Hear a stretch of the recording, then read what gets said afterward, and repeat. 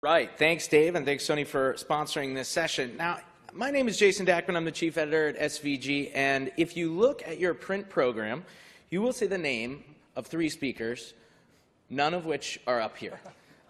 So don't actually judge faces to names here. Let's go by the slide, but we have 3 spectacular panelists to talk a little VR.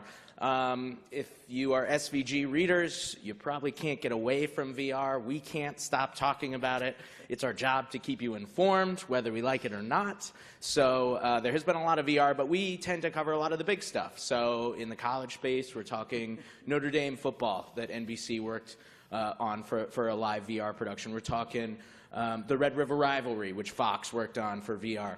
We're not going to talk about that today. We're going to talk about VR on campus, how it can be utilized, how you can bring in third-party partners, how you can develop technology and workflows of your own for anything from training to original content to recruiting and facility showcase type content. And we have 3 great panelists to talk about some of that. We're going to start out by kind of going through an opposite of what I like to do usually on sessions, which is like boom, boom, boom, let's get through it and we're done. We're going to spend a good amount of time having these guys talk about their own experiences and highlight some of the actual content that they've created. And then we'll have some Q&A at the end because I think a lot of people are looking into VR and not really sure how to proceed. So hopefully these guys can answer some of those questions.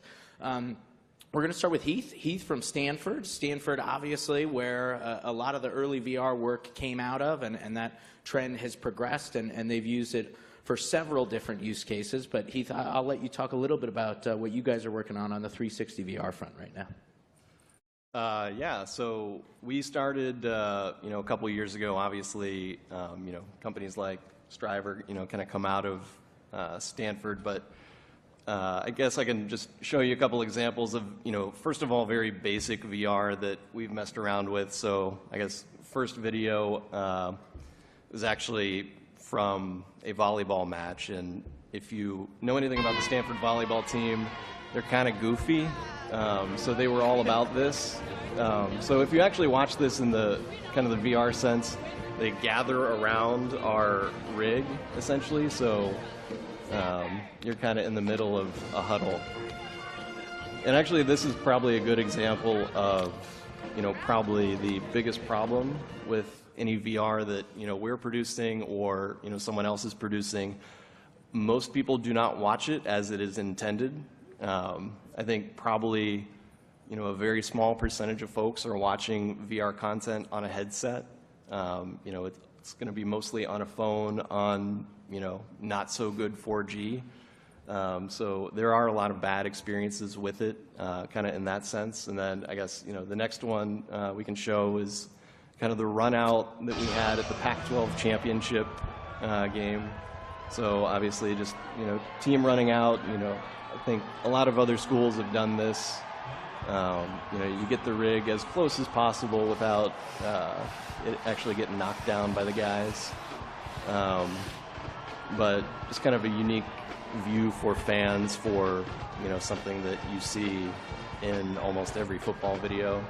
And then the last one we can just kind of skip ahead to and play a little bit of is a video we recently produced with our fencing team with the help of an outside company. And this is, we put it in kind of the situation of one of our fencers fencing you. Probably my biggest regret from this video is I said, don't worry about hitting the camera.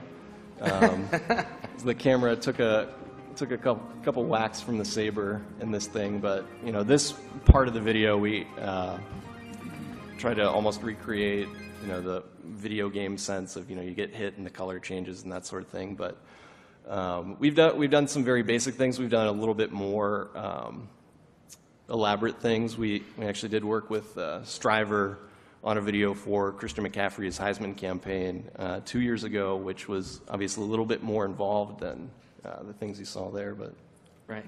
And I mean, how fast has this all progressed? Just for you guys, again, STRIVR obviously partially came out of Stanford, so 3D's been, VR wow, that was a Freudian slip, 3D.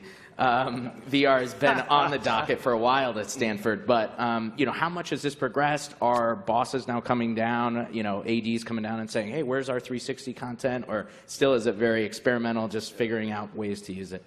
I think, you know, we're definitely lucky at Stanford to have very open minds ahead of us. So it's just kind of one of those things. I know we were kicking around ideas a couple of years ago of what is another way of engaging content to, you know, pull together, and you know, tried to delve into 360 a little bit. So we did, you know, some run out stuff, some, you know, stuff on the field, and kind of tried to progress from there. But, you know, obviously very much in its infancy in a lot of things. You know, the technology in some ways, you know, takes away a little bit of storytelling capability depending on how you're putting things together. But there have been a lot of tools in the last couple of years that have come along that make it, you know, decently easy to, you know, edit and put stuff together for 360. Cool. And yeah, we'll dig a little deeper on that. Mr. Trent Edwards, here representing STRIVR, who is definitely, as sort of we learn who the big vendors are in this space, of course, a name that has been acknowledged a lot. A little bit of background on yourself, on STRIVR, and the kind of content that you guys are creating now today. Yeah, great. Thank you, Jason. Thanks for having me. It's an honor to be on a panel with these guys to my left and right. I know we three weren't originally on the panel to begin with, so the name you see in that booklet is not my name. My name is Trent Edwards. And in 2014, I retired from the NFL. I'd been playing 8 years at the quarterback position. I played quarterback at Stanford from 02 to 06. During some pretty dark days at Stanford, we won one game my senior year. We went 1-11, and Walt Harris got fired. And then in came Jim Harbaugh. So back to 2014, I'm done. I bounced around to over 8 years at 7 different teams, playing the quarterback position. And I was always constantly looking for that edge that video wasn't really providing me at the time. And I'd step out onto the field, whether I was a starter, a backup, injured, and there were games that were so fast-paced to me as a player that I just never really had a chance to perform at the highest level. I was approached by our founder and CEO in 2014, Derek Belch, who was coaching at the time under David Shaw and taking master's classes under Professor Jeremy Bailenson. And he showed me a headset with footage inside this headset that basically put you back into the quarterback position on top of having the audio capabilities. So I assume most of you have seen VR footage, put a headset on, and I was wowed. I thought to myself, I could probably still be playing right now if I had access to this. Unfortunately, I was retired at the time, and lo and behold, that was my chance to move on as a part of STRIVR, branching out of football. So now in 2+ years, we've been able to provide content to currently 6 NFL teams and 13 college programs to date. We focus mostly on the football side of things, only because that's where we got our start at Stanford, and that has been our biggest success story to get us off the ground back in 2014. We mostly operate with the video staffs that deal with football. So we had a video coordinators conference last week that I was here for right across the street, where we met with all 13 college coordinators that we work mostly with. The beauty of what we do, I guess, is that we are backed by a lot of football minds, a lot of former athletes, a lot of former coaches. So when we do work with teams, it helps to kind of go through that process with them. I just realized I have a PowerPoint that's a really bad PowerPoint that I got to buzz through real quick. That's my background. I've never had to do this before. So we're obviously STRIVR. Not STRIVR. Not STRIVR. Not STRIVR. STRIVR. It took me like 2 years to figure that out. So the slide here says, in real life, practice reps are limited. In virtual reality, they are unlimited. So take you back to what I shared earlier, where there's a limited amount of reps on the practice field, whether you're the starter, whether you're the backup, whether you're red shirt. What are ways you can give players more reps? Virtual reality allows you to do that. In my opinion, when virtual reality is done right, and the science coming out of Stanford states that, it actually affects your brain. It actually trains your brain, and we hang our hat on that everything that we do is high enough quality to allow you to get these virtual reps that allow you to perform at a higher level on the field. The next slide here, sorry. So for the last 50+ years, have augmented practice. Players have augmented practice by studying sideline and end zone film. That's your basic sideline play from a football game. That's how normal video takes place, video watching takes place right now of practice and game film. And this is the camera angle that STRIVR provides to all its teams. The football field, the quarterback position, this particular play is a blitz look in season, and it's exotic look that either Kevin Hogan or KJ Costello needs to understand in order to play on this coming Saturday. And last but not least, the person you see right there who won the national championship at Clemson last year, that's him using our software in that Oculus Rift headset. Deshaun Watson was, I believe, the number 12 pick overall in the draft, on top of leading Clemson to a national championship in January against Alabama. He's one of our biggest users, and a lot of those experiences of working with the athletes of that high a level have really helped us grow as a company too. Awesome. Thanks, Trent. And we'll talk a little bit in a sec about how you can leverage some of those tools that you use for training to get into content creation, which most of the people in this room are content creators. So, Mr. Dave Beck, you are up next. Foundry 45, Atlanta-based VR firm that's created a lot of very cool content, a lot of it for sports. Yeah, hey, thanks for having me here. Very much appreciate being here. I'm Dave Beck. I'm with Foundry 45. I graduated from Stanford in 2000. I'm just kidding. I didn't really actually go. Everyone else here, it's pretty Stanford heavy on this. I'm an ACC guy. And actually, I think we have some, you have some video from us too, if you want to kind of cue that up. So Foundry 45, we work with large brands to help them tell their stories through VR. And we work with groups like AT&T and Coca-Cola and Adidas, who we recently helped with a VR experience they did for James Harden's shoe release. We also do a lot of work with colleges, and what you see up here is actually these are kind of highlights from a VR recruiting experience that we did for the Georgia Tech men's basketball team. And their coaches take headsets with them all across the world when they're recruiting folks to transport them to the Georgia Tech campus and show them what it's like to live, work, and play, here in Atlanta. And we were actually fortunate to partner with Craig Sager on putting this together, and he in fact did the voiceover for us for the experience just a few months before he passed away. And I think we've got some audio from that, I believe, coming up. Georgia Tech basketball, a program rich with tradition, offers the unique opportunity to play in the heart of Atlanta at McCamish Pavilion in the nation's best college basketball conference. Coach Josh Passner and his staff are committed to help you reach your full potential as both a student and the best in the nation. Our apartment-style dorms on North Avenue were built for the Olympic Village for the 1996 Games. Each apartment includes 4 bedrooms, 2 bathrooms, full kitchen, and living room, plus cable and high-speed internet. We had to take down the beer athletes, posters, by the way. artists, and actors based right here. There are more than 50 movies and TV shows currently filming in Atlanta, including several on Georgia Tech's campus. Yeah, that's just a little bit of the flavor of what we do. Cool, guys. All right, so we got a lot of different angles coming into the VR equation here, but I want to get into the capture side first, then we'll get a little bit into more of the applications and distribution channels and uses for it. But let's talk about rig placement, because, I mean, that's where it all starts, right? Especially for a sideline type thing or something that's trying to go inside the huddle, that type of thing.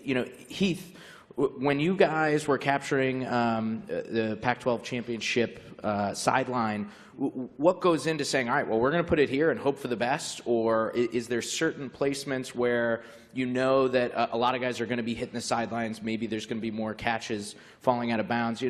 Where are these types of things? Obviously, the tunnel is the most obvious, but where do they come into play in terms of rig placement and crew placement? Yeah, well, I mean, it's kind of the combination of, you want to ask to a certain degree, and you kind of just want to throw it out there to a certain degree and ask for forgiveness later. We had an example. We have our, own kind of walk tradition to the stadium, and a good example of putting it out there and not asking and having it fail is we did that this year, and one of our facilities members saw it and just knocked it down because she thought it was in the way. But it's one of those, for example, the volleyball one. We did kind of a dry run with that in one game, and our student athletes were like, "That's the coolest thing I've ever seen. Like, could you put that like out on the court and we could circle around it? That'd be awesome." So making sure, you know, that if you're doing it with teams, that they're comfortable with where it is. You know, obviously for those of us here, you know, within athletic departments, that's, you know, our biggest advantage is access to teams and whatnot. So trying to make it a comfortable experience for them, you know, figuring out how, you know, what makes this, you know, technology cool. It's the fact that, you know, it goes all the way around. So you don't want to limit yourself and put it in an area where you only have 90 degrees that are interesting. You want to make sure that, you know, everything going on around it has something, you know, interesting that you can capture. Sure. Yeah. And Trent, on your side, you know, the training aspect, but obviously STRIVR is also expanding and creating more original content as well. I mean, that's got to be rather difficult in terms of the rig placement on the fields. That's never can be an easy thing to convince athletes, I'm sure, that's okay. So just tell me a little bit about what goes into that when you guys are trying to capture content. Yeah, and similar to the scenario that Heath mentioned about, you know, a facilities manager just, you know, knocking over a rig and not even realizing it's there, not knowing kind of, you know, why a rig goes in a certain place. But that is probably the biggest issue that we face when we film training footage, is making sure everyone is on the same page as far as where rigs go, why they go, where they go. And if someone doesn't know, injuries can happen. Football is a contact sport. We have, you know, multi-million-dollar quarterbacks dropping back to pass. We have, you know, star recruits, you know, potentially running into rigs. So that's our biggest fear. We haven't had any rigs get hit with any sort of ball or body part to date, so fingers crossed, knock on wood, that doesn't happen, but it will happen. Hopefully it doesn't happen anytime soon. So. Right. And Dave, you guys were lucky enough to be part of and be in the right place at the right time for one of the coolest moments in Georgia Tech history. So how did that play out? Maybe you can just explain a little bit about that. And was it a case of right place, right time, or were you planning? You know, what happened there? Yeah, I guess a lot of people in this room probably know that if you're capturing a live event, you have to actually be there in the right spot to get the experience that you want. And yeah, we were fortunate to be in the exact right spot for a play a couple years ago that has been dubbed the Miracle on Techwood, which was essentially blocking a Florida State field goal, last second play, getting the ball, running it into the other end zone for a walk-off touchdown. And so certainly we were in the right place on the right side of the end zone for that. We had 2 cameras. If you're doing a live event, particularly a football game, you want to have a rig definitely on both sides. Ideally, you would have more than 2. But if you have one on each side, you can kind of follow the play up and down.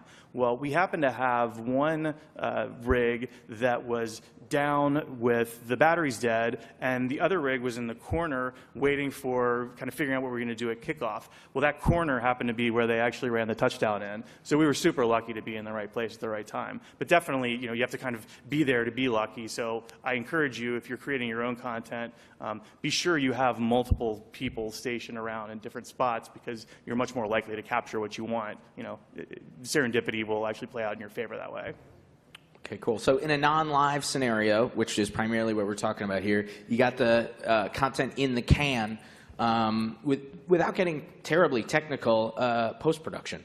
It's come a long way. I think when we first started covering VR, a lot of the challenges, to put it mildly, were around the post-production process. How do you guys create it? What's the turnaround time like? Trent, from a training perspective, I'm sure a lot of it is you want the freshest footage possible, I'm sure. You know, just take really quickly kind of through the post-production process and dropping any technologies and tools for the people out there that are maybe looking to invest in that type of thing. Sure. Yeah, no, that's a battle we face constantly. We've hired some very smart engineers to streamline the post-production process of filming, you know, 360 footage on a field to getting it into a headset for players to train in.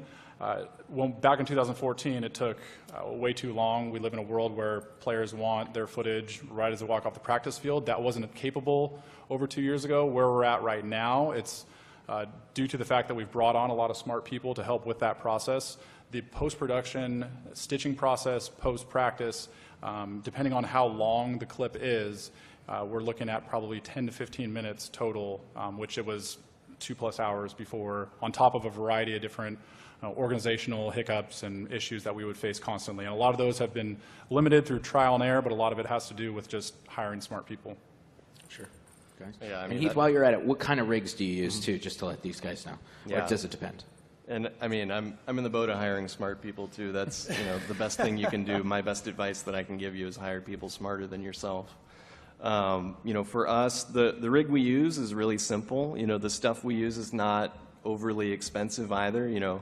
Contrary to what I think a lot of people probably have the opinion of, we don't have the largest budget at Stanford in our video department.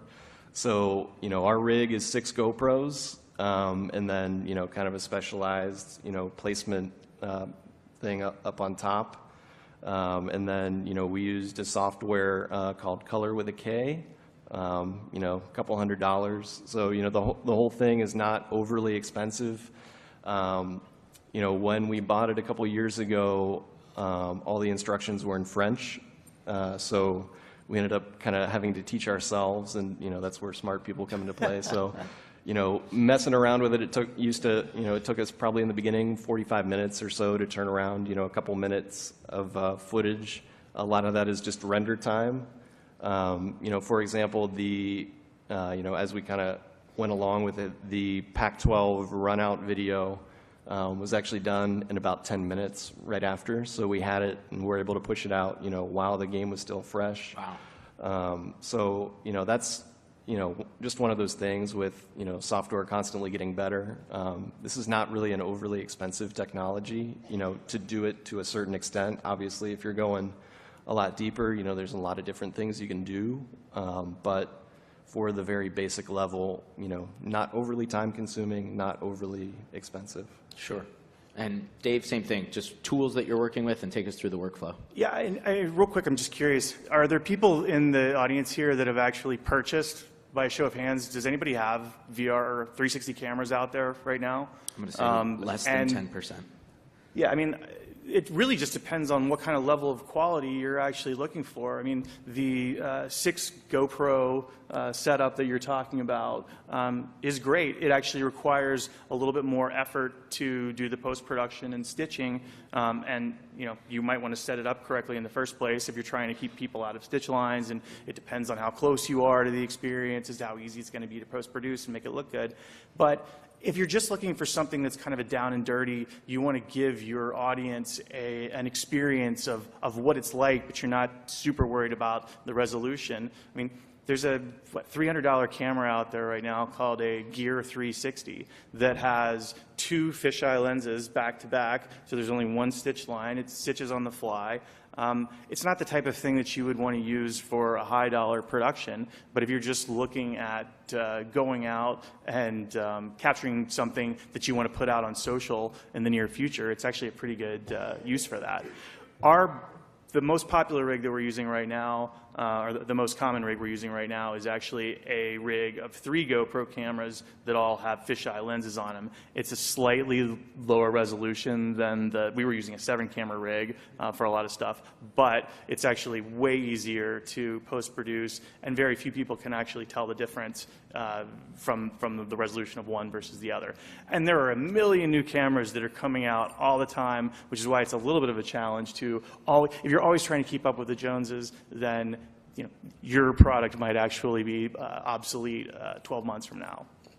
Right, and there's hardly any established players, right? I mean, that's one of the big problems with a new technology like this. There isn't for example, Sony. Like these are the people that have been making these rigs for 30, 40, 50 years reliably. There's not that vendor right now, per se, in the market, which is difficult. I mean, you talked about Heath actually having instructions in French. Twice we've actually ordered cameras directly from Asia, once from Korea and just recently from China. And there's a little bit of when I hit send on the wire transfer before it's going to be shipped over here, a little bit of a prayer to make sure that it actually shows up. So far that's worked out, but in order to kind of get the newest and latest and greatest, that's what we've had to do. And yeah, some of the one that we just got from China had English instructions, but the one from Korea did not. Yeah, we also had to pay it in euros, so that was a difficult math for us to do. I'm sure that budgetarily that probably worked out somewhat in your favor.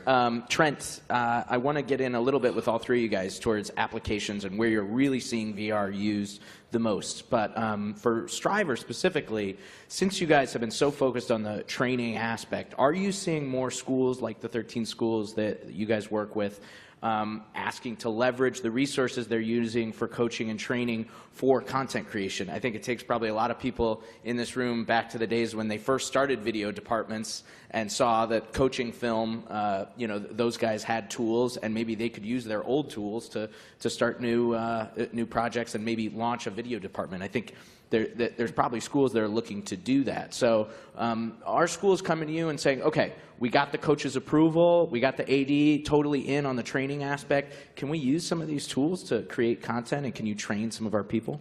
Yeah, no, that's a great question. That's the benefit of what Heath's gone through at Stanford, and what I was talking to Skip yesterday that works at Utah, who's in their video department, and they have access to this footage that STRIVR is creating for these teams that then can be leveraged and used for activations at recruiting events, taking in on the road and sitting on a couch trying to recruit a kid, or taking them to a Utah basketball game and showing it to the fans that show up to the game too. So to answer your question, yes, all 13 schools that we do work with to date, I want to say about 4 or 5 have asked to use that footage to their advantage. As far as the second half of those schools, I don't know why we haven't broached that topic with them, but we definitely can, and we definitely have, and we've had a lot of success with it too. Cool.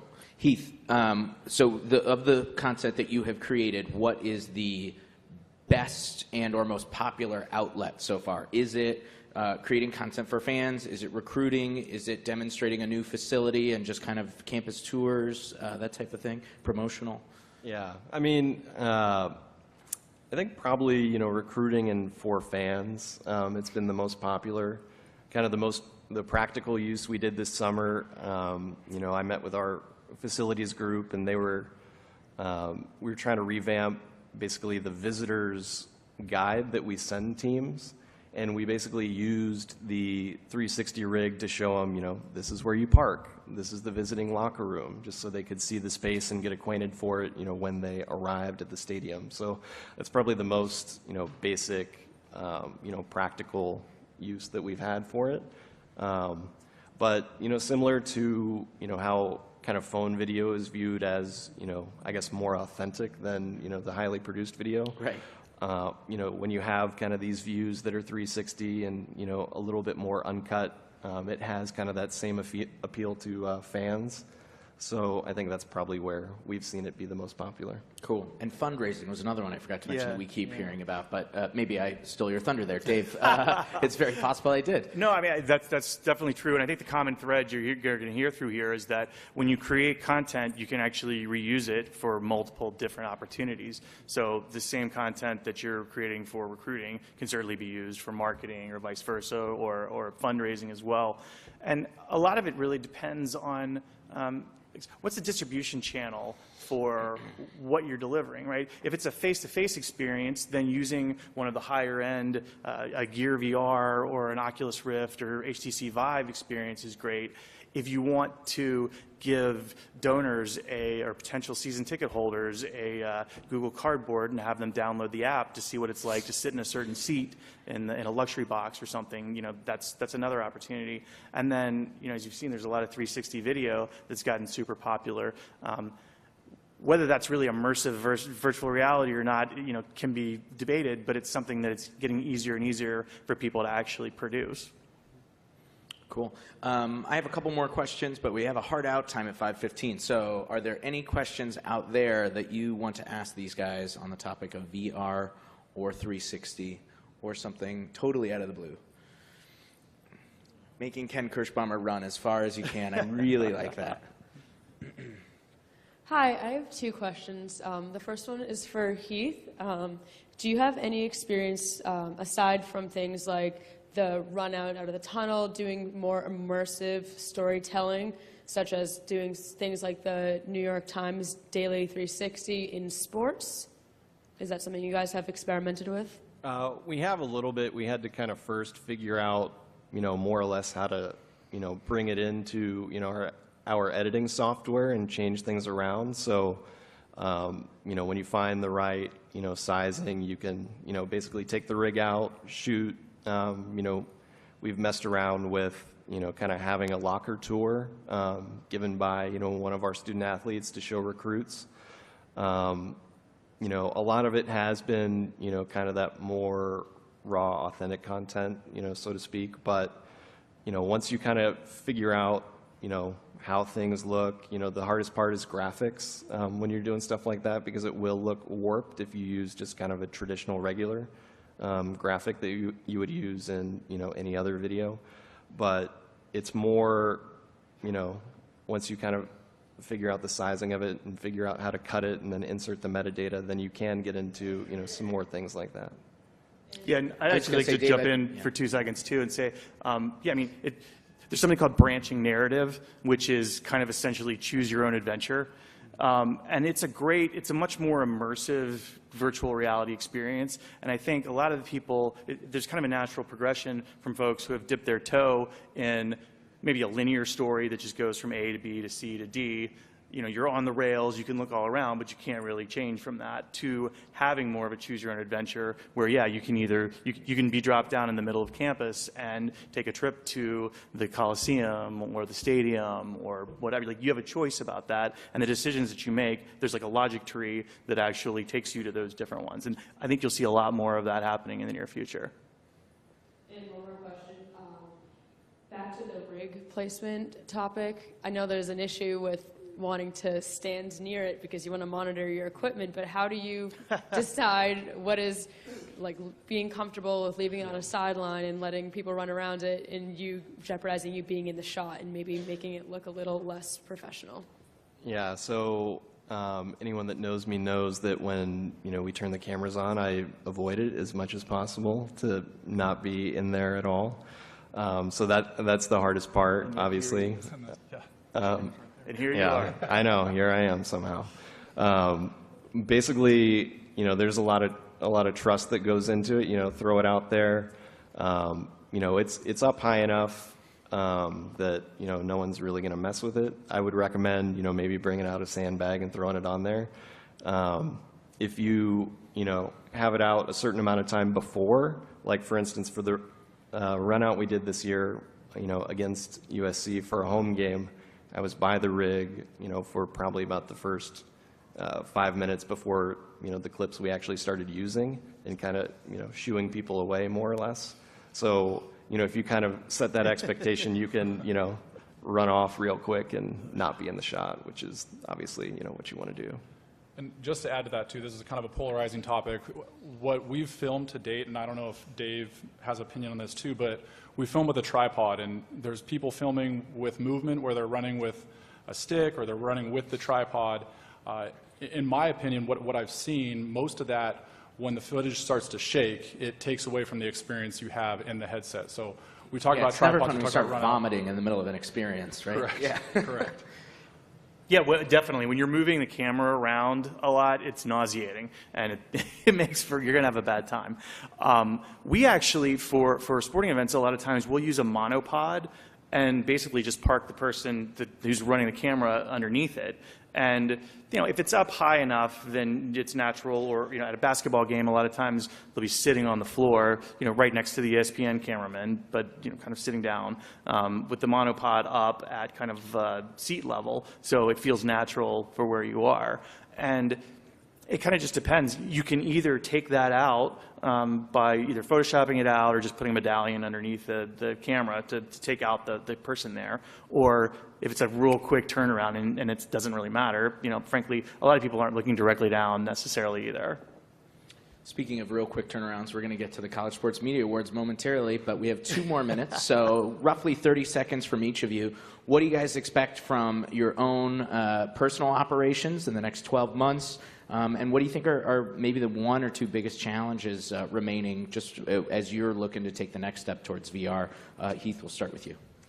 Obviously I think the biggest leap the technology has is for incorporating more storytelling into it and having it be less of an inside look.